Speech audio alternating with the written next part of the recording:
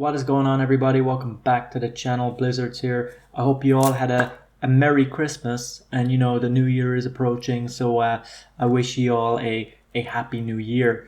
Get all those resolutions down and try your best to achieve those resolutions and work your hardest. It's been a tough year once again with COVID, but at the end of the day, you just got to live life to the max and enjoy it because it's not going to go away anytime soon. So we just got to roll on and strive on and live on.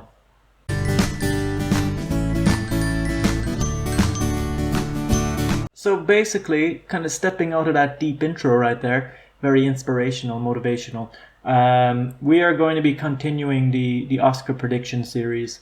The last one I done was back in August, and all jokes aside, that was messed up because you literally can't predict Oscars back in August unless you're like Dustin Hoffman from Rain Man and you can maybe look into the future and see who gets nominated. But it's all a bit of fun, I guess. Like, even though we don't know who's going to get nominated, we still kind of find it fun in predicting who might. So going back yesterday over the video, I realized the accuracy was a good bit off.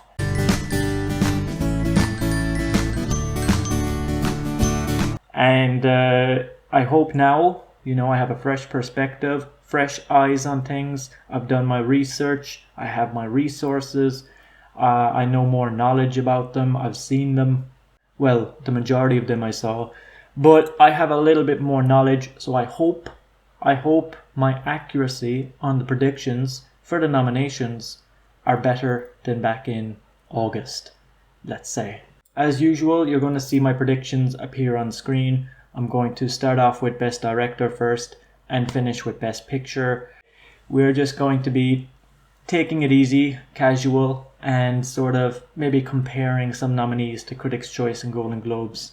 The SAGs are coming up soon as well, so we gotta see where the game is when the SAG nominees come out too. I hope you enjoy. We're going to hit that intro and then get right into the predictions for the nominations after.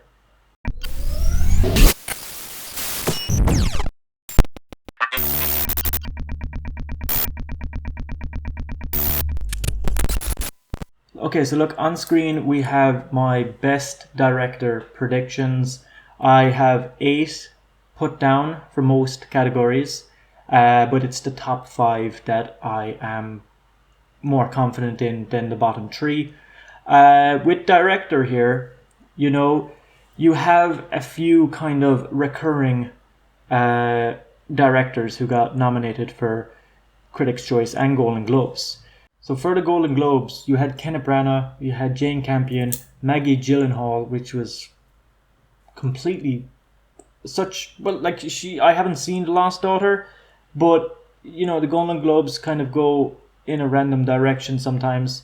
You had Steven Spielberg for West Side Story and Denis Villeneuve for Dune, right? And then the Critics' Choice, they kind of went in a similar enough path, but they nominated 6 directors. They put in Guillermo del Toro and Paul Thomas Anderson for Licorice Pizza, as well as Kenneth Branagh, Jane Campion, Steven Spielberg, and Denis Villeneuve. To be honest, you can't really judge. They both went in 2 different directions in a way. PTA and Guillermo del Toro got nominated in the Critics' Choice, but there was no sign of them in the Golden Globes. So it's you can't judge by that alone, to be honest. And when it comes to the Oscars, I feel the Oscars love both of them kind of equally. I feel like Guillermo del Toro has a good record with the Academy. Same with PTA. Okay? But maybe, just maybe, what if they do go into the route of not nominating either and then putting in maybe Sian Heder for Coda, which I thought was a fantastic film. She had a really tough job, I suppose, in terms of trying to direct her crewmates and her cast in order to communicate with each other and just to get what she wants expressed. You know what I mean? So it was a tough job for her, and I feel like that should pay off when it comes to directing, because directing is not just what happens with the cameras and the looks and everything. It's about how the characters express themselves. It's how the characters communicate, and she has a vital role in that. And I feel the Academy are just going to be kind of asses about it and just totally disregard her, because the film, it's been out a year now and maybe the buzz has died down. But I feel like personally she does have a good chance of getting in. But we just got to wait and see. If I were to do a who should win and who will win situation, I feel like Denis Villeneuve should win, but I feel Jane Campion will win. I think it's probably between Jane Campion and Kenneth Branagh, but recently I've seen Kenneth Branagh kind of come down a small bit in terms of director. Maybe if he gets screenplay, then that might boost his chances a small bit to get director or even picture. But that's who I'm going to stick with. Denis Villeneuve, I hope would win, but I feel Jane Campion will win. Okay, moving on to Best Actor. Once again, I have my predictions on screen. Will Smith, it's a no-brainer, man. It's a no-brainer. Like, I watched that film and I was just taken back by how well he performed. Like, oh my god. Throughout the year, kind of going back a couple of months, when I heard the hype and the buzz that Will Smith is going to win for King Richard and that he's incredible in it, I didn't really pay much attention to it. I wasn't really that excited, but when I actually sat down and watched the film, I was agreeing with all that. He definitely deserves to win. Just what a performance. And he hasn't won an Oscar, so he definitely deserves one. Andrew Garfield, Tick Tick Boom. We saw a different side to Andrew Garfield. Something I didn't think he was capable of doing. And sometimes the Academy like that. The Academy kind of go for people who step out of their comfort zone a small bit and show the audience a different side that people were unaware of.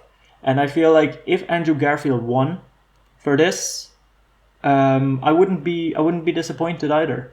I thought they were both terrific. They were both given different kind of roles, and they're both actually playing real life characters, real life people.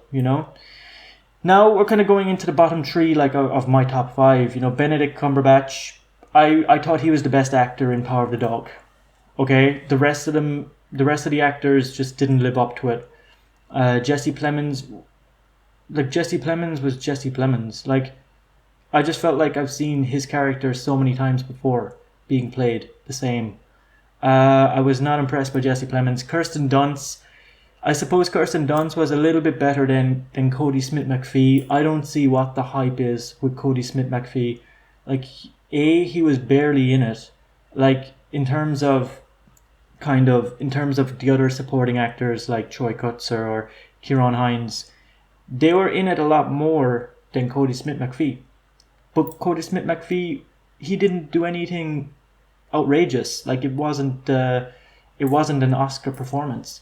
But sticking to Benedict, I really enjoyed Benedict in it. A different sort of character once again. We don't really see that side of Benedict. Benedict is this kind of loving actor, loving person in real life, very kind. But when he plays this character, he seems evil, but he seems sort of kind at the same time. You know what I mean? It's like he's not really a bad guy, and he doesn't want to be a bad guy, but that's just really the life he led. Denzel Washington, look, it's Denzel. I don't know, man. I don't know. I haven't watched The Tragedy of Macbeth. I feel like if I were to swap out one, I would probably put in Peter Dinklage for Denzel Washington. If Denzel kind of comes down a small bit. The Tragedy of Macbeth was just released on Apple TV Plus, I think. So if people aren't loving the movie as much, that could kind of lessen the chance that Denzel gets in. I'm pretty confident with Leo, okay, and I'll tell you why.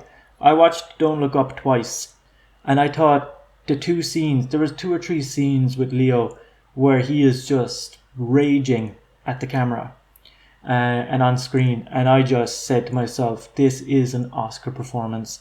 Even though he mightn't win, he should definitely get nominated nonetheless. And watching it a second time, it was just overly breathtaking. You kind of take in a lot more, and just fantastic. Nicolas Cage, Pig, Bradley Cooper, Nightmare Alley, Peter Dinklage, Cyrano. They all have a chance. That's why I put them 6, 7, and 8. I would say Peter Dinklage over the Bradley Cooper and Nicolas Cage, but Nicolas Cage, from what people are saying, he could still have a chance. Peter Dinklage, Andrew Garfield, Leo DiCaprio got a comedy/musical nomination. And then you have Benedict, Will Smith, and Denzel Washington getting in for the drama. You know what I mean? So that's 6 actors right there. But you don't see Nicolas Cage getting nominated. And then when you go to the Critics' Choice, you have Nicolas Cage, you have Benedict Cumberbatch, you have Peter Dinklage, Andrew Garfield, Will Smith, and Denzel Washington, right? So they have Peter Dinklage and Nicolas Cage in there. They don't have Leo DiCaprio. They don't have Bradley Cooper. So it could go any way. Maybe the Academy could favor over Peter Dinklage and Nicolas Cage than Leo DiCaprio. Who knows? I wouldn't be disappointed if Leo doesn't make it in and Peter Dinklage does, or Nicolas Cage. I don't mind, but this has been a tough category to rank nonetheless. I don't know. Like, I always feel with Best Actress, there's always a surprise on the night. You know what I mean? It's like that year with Olivia Colman winning for The Favourite, and everybody thought it was going to go to Glenn Close or even Lady Gaga, but Olivia Colman won it. So you're usually you see some surprises. I watched Spencer with Kristen Stewart, and she was good. She was good. Her acting was strong. It's completely different to what I know from Kristen Stewart. So maybe the Academy would be like, "Oh wow, yeah, that's fantastic. I didn't know Kristen Stewart was good," and then just she wins, But you have Olivia Colman for The Lost Daughter, where a lot of people are saying that she will get nominated, that she's pretty much a lock. And the Academy love Olivia Colman, so I don't see them not nominating her. She's gonna get in. Jessica Chastain, Nicole Kidman, they're both kind of playing these real life people as well. Tammy Faye and Lucille Ball. It would be interesting to see who really gets nominated from this. Like Lady Gaga once again playing another real life person. I put Lady Gaga as my number 1 back in August. But now I'm thinking to myself, she mightn't even make it in. You have Penelope Cruz, you have Alana Haim, Rachel Zegler, which I don't know about Rachel Zegler, if she would make it in. But Penelope Cruz and Alana Haim could definitely swap out Lady Gaga's 5th slot. So Lady Gaga is in danger, to be honest. But we have to wait and see. That's my list as it stands, though, at the moment. Moving on to Best Supporting Actor. This is just such a weird category, man. Because, I have number 1, Troy Kotsur. And I'm definitely going to be rooting for Troy all the way throughout the season. Okay? And when you kind of go to Best Supporting Actor for the Critics' Choice, they have Jamie Dornan, Ciarán Hinds, Troy Kotsur, Jared Leto, J.K. Simmons, and Cody Smith-McPhee. And then for the Golden Globes, you have Jamie Dornan, Ciarán Hinds, Troy Kotsur, Cody Smith-McPhee, and of course Ben Affleck. Of course. So, they aren't really changing in terms of, I think the locks, the pretty much straight locks are Troy Kotsur, Ciarán Hinds, Cody Smith-McPhee, and Jamie Dornan. But it could be a like Jared Leto, he's looking like the favorite to make it in to that top 5 at the moment, but that could easily be replaced by either J.K. Simmons or Richard Jenkins. I don't get what's happening with Bradley Cooper. I never watched Licorice Pizza, so I don't know how much screen time he has. But people are saying he's barely in it. It's more like a cameo, that he's not going to get supporting actor at all. And that's why I have him like number 8, because he was basically the best choice I could pick for number 8. So he's probably a definite not to make it into the top 5. I'm okay with the top 4. Like Jared Leto, I don't know. Jared Leto was okay. He wasn't Oscar worthy, but he was okay. Maybe good enough to get in, but Troy Kotsur I thought was the best, and he was the best performance this year for supporting actor. Kieran Hines, definitely a close second for me. Cody Smith-McPhee, I don't know why I put him third. To be honest, I don't remember putting him third on my list. Yeah, I'm probably going to drop him down to 4 because I found Jamie Dornan a little bit better than Cody Smith-McPhee. But yeah, look, that's really it, man. Like, Richard Jenkins could slip in there, and I wish he does, because he's just a terrific actor, and that movie is just incredible. So hopefully Richard Jenkins gets in there. If I were to do like a who should win and who will win situation for this, Troy Kotsur should win, right? But because of the Academy and because of the love for Power of the Dog, I feel like it will go to Cody Smith-McPhee. He probably will win, which is a bit disappointing because I thought Troy Kotsur was absolutely amazing. Okay, moving on to Best Supporting Actress. This was a pretty straightforward list for me, actually. Well, except maybe for the fifth spot. It's always the fifth passion spot that it's the hardest to choose, because usually there's like 4 locks, and then the fifth one, it's changing all the time. So this is how it stands at the moment. Like Anjanou Ellis for King Richard. She played Will Smith's wife in King Richard, and she was absolutely amazing, actually. When I watched that, it's kind of hard when you have that, though, because Will Smith was such a powerful character in King Richard, but then you have the support of his wife, and she was also incredible. So it was difficult to kind of watch both of them, perform so well, because you're trying to focus on one. But it was just, they worked really well together. And I hope that, honestly, I'm saying this, I hope they both go the same way. That I hope Will Smith wins, and I hope Anjanou Ellis wins as well for Best Supporting Actress. Kirsten Dunst, man, I don't know. Kirsten Dunst didn't do anything in the film. She just stayed in bed and drank. I don't know. Kirsten Dunst just played a peculiar character, just kind of hidden, kind of alcoholic. That basically, when she got married to Jesse Plemons, that kind of sprouted up again because of Benedict Cumberbatch. So it's just oh my god. She's in bed and she's drinking. I don't know, man. I'm not spoiling it. Hopefully that's not a spoiler, but Kirsten Dunst, man, she done nothing. She done nothing in the film. Not for me, anyway. Ariana DeBose. I'm hearing high praise for Ariana DeBose for West Side Story, and it makes me really excited to watch West Side Story. So hopefully now, when I actually do get to see West Side Story, that I look out for her performance, especially. Same goes for Rachel Zegler, I suppose, but Ariana DeBose is supposed to be incredible. Katrina Balfe for Belfast, she was good. Definitely better than Judi Dench as a supporting actress. Once again, nothing too incredible from Katrina. It was passable. When you watch it, you say to yourself, "Oh, she's good," but she's not Oscar good. You know what I mean? She will get nominated, okay, but she's not going to win. The difference between Katrina and Anjanou Ellis. Yeah, big difference. Ruth Negga for Passing.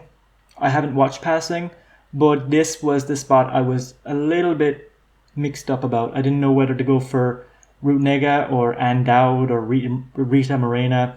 My opinion, My opinion, I really wanted Marlee Matlin in the top 5 from Coda, but she is not getting nominated anywhere, man. Like, legit. For the Golden Globes, you have Katrina Balfe, Ariana DeBose, Kirsten Dunst, Ingenue Ellis, and Ruth Negga. Basically, my top 5. And then for the Critics' Choice, you have Katrina Balfe, Ariana DeBose, Anne Dowd, Kirsten Dunst, Ingenue Ellis, and Rita Moreno. So you don't have Ruth Negga there. If I were to do a should win, will win, I really want Ingenue Ellis to win. But I feel like because of the high praise Ariana is getting for West Side Story, she probably could win or will win, you know? Kirsten Dunst, I think Kirsten's chances are going down and down each day. So I doubt, like, she you never know, she mightn't even get nominated. It's still a bit early to judge, but yeah, that's it. That's how it stands. This is interesting because I think this is the first year for me personally that it's been the toughest to pick from both adapted and original screenplay, because both nominations, both kind of outcomes, the films are going to be amazing in each. So it's like in previous years you'd get some kind of weird picks for original screenplay and some weird picks for adapted, but the nominees or the predictions here could end up being like the best picture nominations too, combined. So like best adapted screenplay, I have 8 once again. My top pick is Coda. I thought, like, you know, a lot of people are going to say, like, a lot of people think dialogue, you know, actually speaking dialogue is what makes up the screenplay. But that's not the case at all. Like, there is dialogue in Coda. It's just communicated through sign language. And that's just, it's important. It's a very emotional film. And I think that it really deserves that best adapted screenplay win. You know, Power of the Dog, I found the story to be absolute crazy. You know, Benedict Cumberbatch's dialogue was good. I found the screenplay to be good in that kind of case. But I don't think it's an Oscar winner screenplay. I would put Coda as the top choice. Nightmare Alley, The Lost Daughter, Dune, you know, they're all eligible as well. I feel like, you know, West Side Story could make it in there. The Tragedy of Macbeth could make it in there. Who knows, you might see Nightmare Alley be totally snubbed and Nightmare Alley gets out of there, The Lost Daughter gets out, and then that would mean West Side Story, or even Drive My Car and The Tragedy of Macbeth could make it in there. I don't know. It's I don't know. It's always a tough time ranking adapted screenplay because anything can happen, you know. The Academy take a lot of things into consideration when nominating the screenplay categories. If I were to do a should win and will win, Coda should win. Power of the Dog probably will win. That's my opinion. Best original screenplay. Yeah, this once again, like there's a lot of good movies here that could get nominated. I have Belfast as number 1, Licorice Pizza, Don't Look Up. Don't Look Up is fantastic, and Adam McKay is getting a lot of nominations here now. Like, Adam McKay got a Critics' Choice nomination for Don't Look Up, and in terms of the Golden Globes, he got a nomination as well. And what's different about the Golden Globes is that there's only one Best Screenplay category with 5 nominees. So Adam McKay made it in there, you know, and he even beat out like Dune, Coda, West Side Story, Nightmare Alley. So in my opinion, I thought that was a great achievement to be able to beat out other films that could have been potentially nominated for Best Screenplay. So I think the Academy are going to take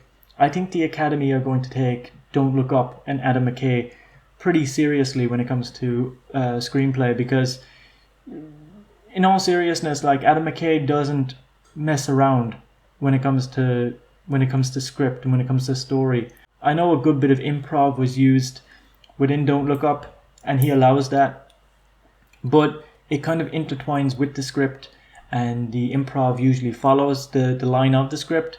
So I feel still that he should get nominated, and I feel this is just a personal opinion, but I feel Don't Look Up, like, films that aren't really performing well Like, Don't Look Up would definitely get more nominations than, let's say, Nightmare Alley or Being the Ricardos.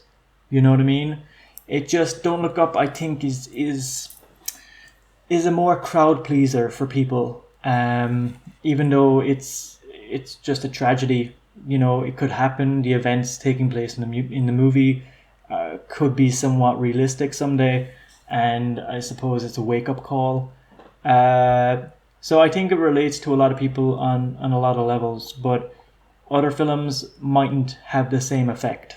Come On, and King Richard. I found the screenplay to be incredible in both films, and in my opinion, it's so hard to pick a winner from Best Original Screenplay because they are all so unique. It's just it's difficult, and I don't like doing it. You know, if I were to do like a who should win, who will win kind of situation, like I do think Don't Look Up should win, but I feel Licorice Pizza will win just because it's Paul Thomas Anderson. Paul Thomas Anderson is just a gem, and you know, I haven't seen Licorice Pizza. I'm looking forward to it, so I'm definitely going to take in the screenplay and take in the dialogue and all that.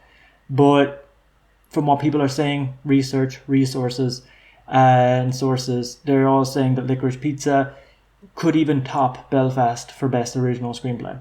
But,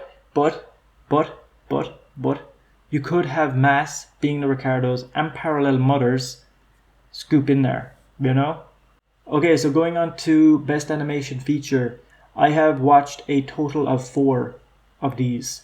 The Mitchells vs. the Machines, humorous, great story, great animation. Overall, I think that should be the outcome, and it should win. It had everything. Good voice acting. Luca was good, but it's definitely one of Pixar's weakest in recent years.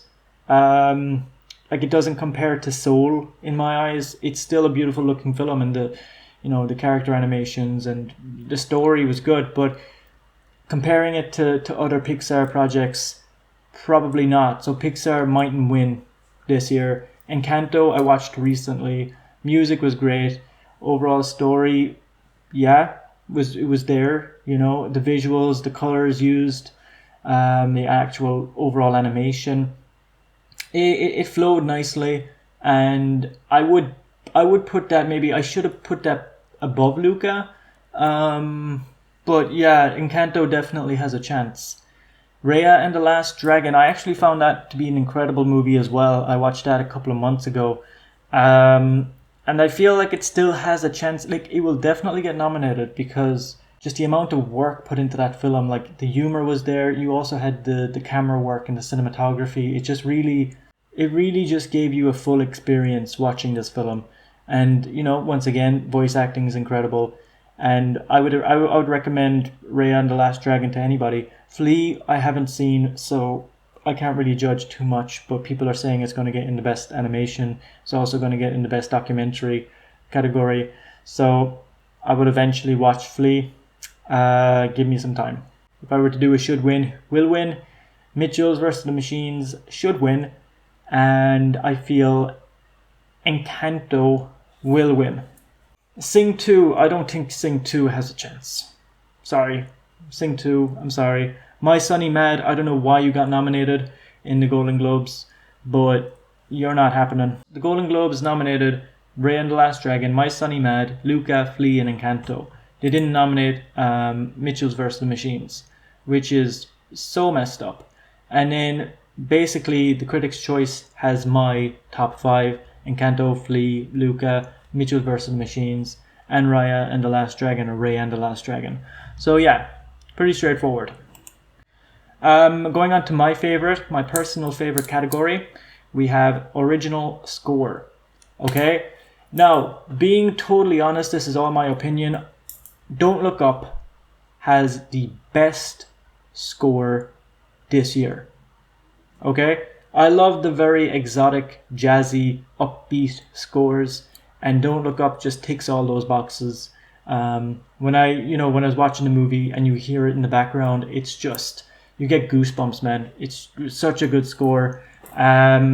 And I really, really want that to be nominated, and I hope to God it wins, because it's just it's just superior to me, in my opinion. It's superior to the rest of the scores. Like Dune, I know Dune. Hans Zimmer put in a lot of work for.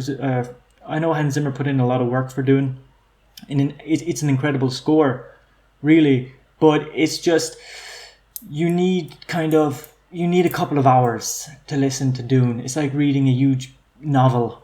You can't just throw it on and listen to it for a couple of minutes. You have to like sit down and really meditate to it. And I know he just done score after score. He done loads of different tracks, so that could win him over. Power of the Dog, Johnny Greenwood, Spencer, Johnny Greenwood. I've heard people saying that The Harder They Fall will get nominated for Best Score because James Samuel basically worked with the soundtrack and mixed a lot of stuff. So I didn't hear actual score, but so I think that's looking more unlikely to get nominated because of that. Encanto even got in, Parallel Mothers. Like, they all have a chance. They do. But that's the top 5 I go for. Don't Look Up by Nicholas Brittle, The French Dispatch, Alexandre Desplat, Dune, Hans Zimmer. So The French Dispatch, like, I'm a big fan of Alexandre, but I felt his score for The French Dispatch wasn't as good for, let's say, The Grand Budapest. It wasn't as good as Fantastic Mr. Fox. There's just something about it. Like, it's just, the score is there and it's still kind of upbeat, and it's a nice flow, and I enjoy listening to it. But Don't Look Up, I would put that on from track to track, like from start to finish. I'd have no problem listening to the whole album anytime. And that's one of my favorite scores in recent years. So Don't Look Up, I hope you win. But I feel like Dune will win. Original song. Guns Go Bang, number 1. Every time I hear that song, it has one of the most badass intros into a film ever. Like, it gives you that kind of TV series vibe when the song pops up, and the intro in The Harder They Fall. The song is just dope. It's dope. Kid Cudi and Jay-Z, they done an incredible job, and I really want this song to get nominated, hopefully to win as well. No Time to Die, like, yeah, it's an okay song, but Billie Eilish, I think everybody had enough of Billie Eilish this year. She pops up everywhere. Same with Ariana Grande, but like, I just feel like there isn't anything fresh with these songs except for Guns Go Bang. Like, Just Look Up, that's kind of a humorous song too. Ariana Grande and Kid Cudi once again. So I would probably be rooting for those two. Just Look Up, Guns Go Bang.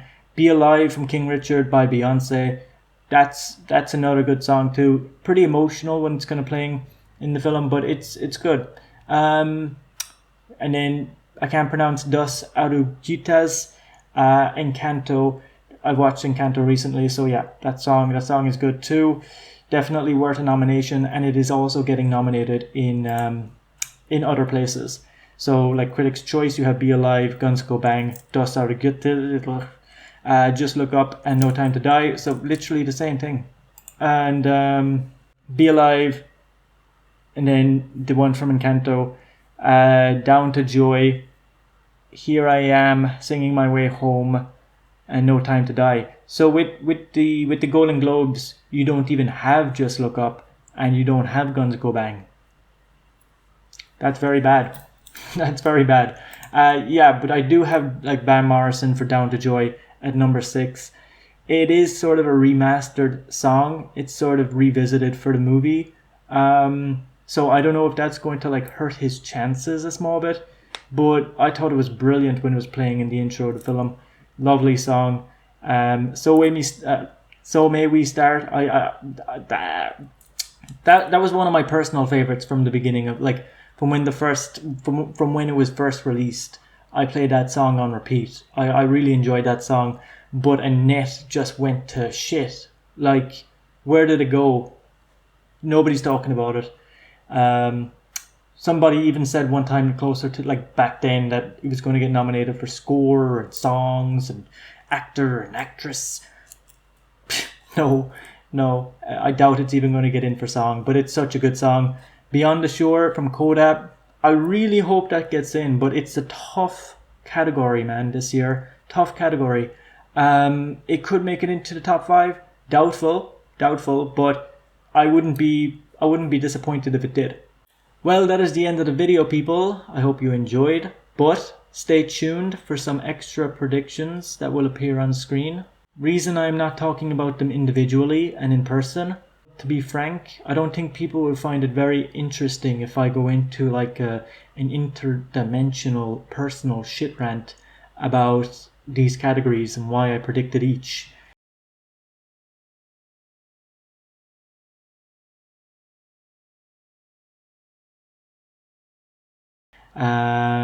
You know, like, yeah, I don't think it's something you can really talk about, because it just explains itself, basically. Anyway, I will see you in the next one. Peace out!